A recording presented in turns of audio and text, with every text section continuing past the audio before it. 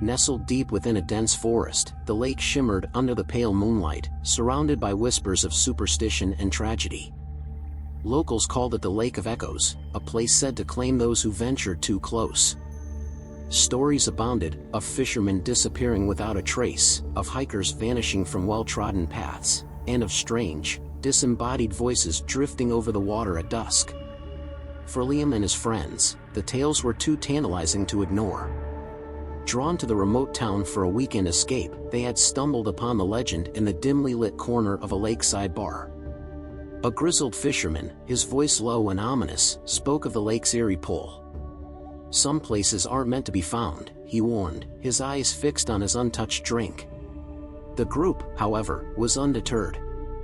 Adventure seekers at heart, they were no strangers to the thrill of the unknown.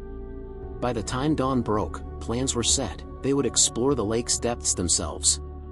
Mismatched gear was rented, maps hastily sketched, and the allure of uncovering a hidden truth eclipsed any lingering hesitation. The morning was crisp as they stood at the water's edge, the sun cutting through the mist that clung to the lake's surface. The air carried a stillness that felt unnatural, as if the world around them was holding its breath. Yet excitement overrode caution, and soon, they were suited up, adjusting tanks and testing radios. The first dive began smoothly, the initial descent marked by the rhythmic sound of their breathing. Visibility was poor, the water dark and murky, swallowing the sunlight above. But curiosity propelled them deeper. As they ventured further, the silence of the underwater world was broken, not by marine life, but by faint, haunting sounds. At first, it was indistinct, like the wind howling through cracks in a window. Then, it grew clearer, and their radios crackled with a sound that froze them in place. Voices. Human voices. It started as a murmur, unintelligible yet undeniably real, drifting through the water as if carried on an unseen current. Liam thought he heard his name whispered, faint and distorted. He turned, signaling to the others, his pulse quickening. But before they could regroup, the faint light of their dive torches flickered, and 2 members of the group were gone. The surface felt impossibly far above as panic set in. The remaining divers frantically searched, their lights cutting through the darkness in wide arcs, but there was no sign of their friends. No air bubbles, no movement, only the ever-present sound of those ghostly voices. As Liam resurfaced with the others, gasping for air, the lake seemed impossibly still, as though mocking their escape. 2 friends were gone, swallowed by the depths. And the voices, they were louder now, echoing faintly even above the water. The day's clarity felt like a cruel contrast to the chaos that had unfolded beneath the surface. Liam and the remaining members of the group sat on the shore, their wetsuits clinging to them as if the lake itself refused to let go. Silence hung between them, broken only by the occasional squawk of distant birds. No one could find the words to address what they had just experienced. The initial shock gave way to a gnawing sense of duty. They couldn't leave their friends behind. Rational explanations flitted through their minds, each one more implausible than the last. Perhaps they had simply become disoriented and surfaced elsewhere. Perhaps equipment failure had forced them to seek another route. Yet, deep down, an unspoken understanding lingered, the lake had taken them. By mid-afternoon, they decided on a second dive. This time, it would be careful, calculated. Equipment was checked twice over, the remaining tanks inspected with a meticulousness born of desperation. They were determined to retrieve some trace of their missing friends, whether it be a clue, a sign, or even the unthinkable. As they submerged once more, the water seemed heavier, pressing against them as they descended. The sunlight barely penetrated the depths, and the murk thickened like a living veil. It wasn't long before the voices returned. This time, they were louder, more distinct. They called out names, Liam's, Mark's, Rachel's, spoken with an unnatural familiarity. It was impossible to pinpoint their origin, they seemed to drift from every direction, as though the water itself carried the sound. Liam motioned for the group to stay together, but the haunting calls were relentless. Rachel froze mid-stroke, her wide eyes fixed on the void ahead. The others followed her gaze, their flashlights revealing a faint glint, something metallic and familiar. As they swam closer, a sense of foreboding grew with each kick. The glint resolved into a dive mask, floating eerily still, with its strap torn cleanly apart. It belonged to one of their missing friends. Rachel reached out, but the moment her hand touched the mask, the voices surged into a cacophony. They no longer whispered, they screamed, overlapping in anguish and accusation. Mark gestured frantically to retreat, his panic palpable even through the limited gestures of underwater communication. But Rachel didn't move. Her body went rigid as her eyes locked on something beyond the reach of their flashlights. Liam turned to see what had transfixed her, but the darkness revealed nothing. Then, without warning, she shot forward, swimming faster than he could react. He and Mark chased after her, their lights bouncing erratically as they tried to keep her in sight. The voices grew louder, more distorted, until they seemed to reverberate inside their skulls. Suddenly, Rachel stopped. When they reached her, she was motionless, her eyes wide with terror, her regulator hanging loosely from her mouth. Before they could pull her back, the murk consumed her. She disappeared in an instant, the water rippling in her wake. Liam and Mark bolted for the surface, their remaining air forgotten in their desperation to escape. As they broke through the water's tension and gulped in air, the lake's stillness returned. It was as if nothing had happened, save for the absence of yet another friend. Night settled over the lake, its surface mirroring the darkened sky. Liam and Mark sat huddled by a hastily built fire, its flickering light doing little to dispel the oppressive weight of the night. They hadn't spoken since surfacing. Every attempt to piece together a plan crumbled under the sheer improbability of what they had witnessed. Rachel's disappearance had been too abrupt, too unnatural. Liam replayed the moment in his mind, trying to assign logic to the illogical. Her motionless stare, the ripple that swallowed her whole, it defied everything he understood about the world. But the missing were still their friends, and leaving was unthinkable. The two survivors scavenged through their scattered supplies, finding a waterproof camera among the gear. It had been strapped to one of their friends during the first dive, but now it floated alongside other remnants of their group. The camera, surprisingly intact, contained footage from earlier that day. Sitting by the fire, Liam and Mark scrolled through the recording, their faces illuminated by its eerie glow. At first, it showed mundane moments, the initial descent, the murky water, glimpses of one another adjusting their equipment. Then, a sharp distortion crackled through the video, and the image became erratic. When the picture stabilized, it revealed a scene neither of them had witnessed during the dive. Two of their missing friends swam ahead of the group, their flashlights catching faint shapes in the distance. The shapes were human-like, arms reaching, faces frozen in expressions of torment, but their features were wrong, warped as if molded by the water itself. The figures appeared to grab at the divers, though whether they truly touched them or were simply illusions, the camera couldn't confirm. What was clear, however, was the sound. Even through the recording static, the voices were unmistakable, pleading, accusing, commanding. Liam paused the video, his breath shallow. These weren't random voices. They were the voices of their friends, distorted but identifiable, calling for help in tones that veered between despair and rage. Mark broke the silence. "It's the lake," he muttered, his voice shaking. "It's alive, or something close to it. It doesn't just take people. It keeps them." Though Mark's words bordered on the absurd, they felt right in a way that logic couldn't explain. The lake didn't simply consume. It transformed, twisted. Perhaps it wanted something, or someone. Resolving to dive one last time, they set a grim plan. This time, they would not search aimlessly.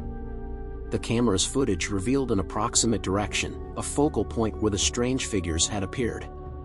With their remaining air tanks and a renewed sense of urgency, they prepared themselves for the next plunge.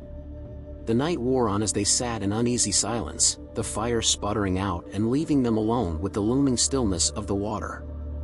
Their decision was made, but doubt lingered like an unwelcome guest. Dawn arrived reluctantly, its light struggling to pierce the haze that had settled over the lake. The morning brought no clarity, only a grim resolve. Liam and Mark prepared in silence, their movements mechanical, as if speaking might break the fragile barrier holding back their fear. The lake seemed to sense their intentions. The water, so still before, now carried faint ripples despite the absence of wind. The eerie quiet was broken only by the rhythmic clinking of gear being assembled. Tanks were secured, regulators checked, and the camera was strapped tightly to Liam's chest. This time, the descent was deliberate, every movement cautious and controlled.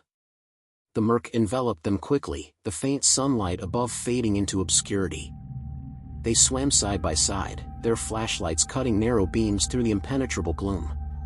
As they pressed deeper, the pressure mounted, not just the physical weight of the water, but an oppressive force that seemed to push against their very presence.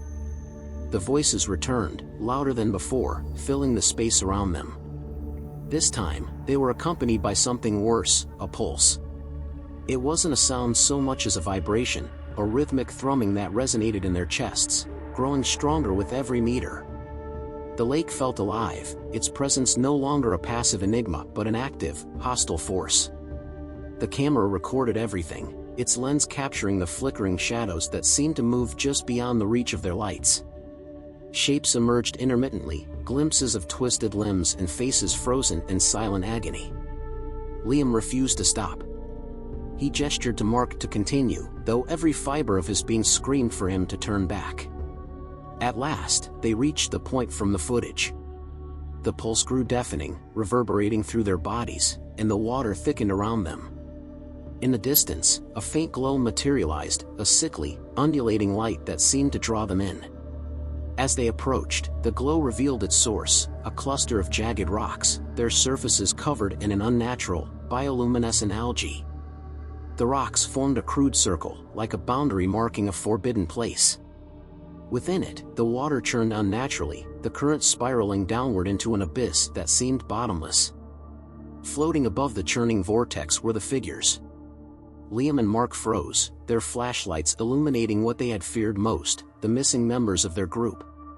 Or, at least, what remained of them. The figures hovered in unnatural stillness, their bodies intact but their features grotesquely altered. Their faces were elongated, their mouths twisted into expressions of anguish. Their eyes glowed faintly, unblinking, fixed on the two intruders. Before Liam could react, one of the figures moved.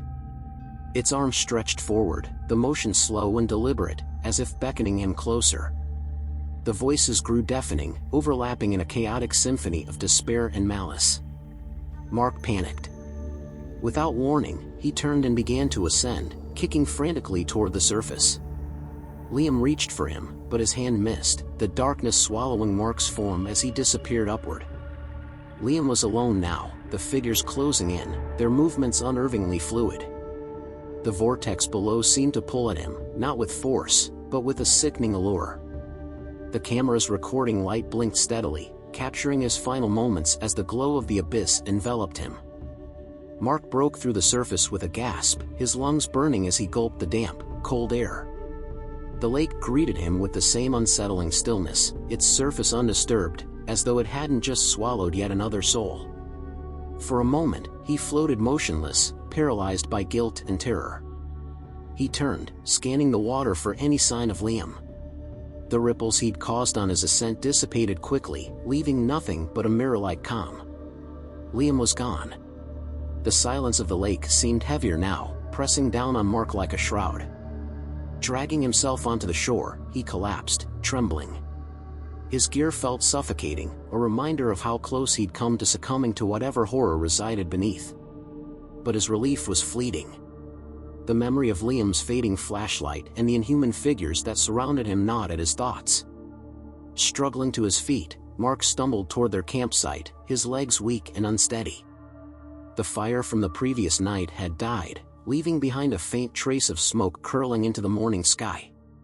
He fell to his knees and began ripping through their belongings, searching for anything that could explain what had happened. His hands found the camera. Though it hadn't surfaced with Liam, it now rested on the edge of the shore, perfectly intact. Its blinking indicator light suggested it had recorded everything.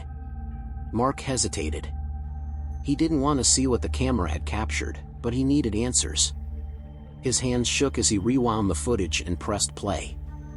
At first, it was what he expected: the descent, the unnatural glow, and the figures looming above the vortex. Then came Liam's final moments.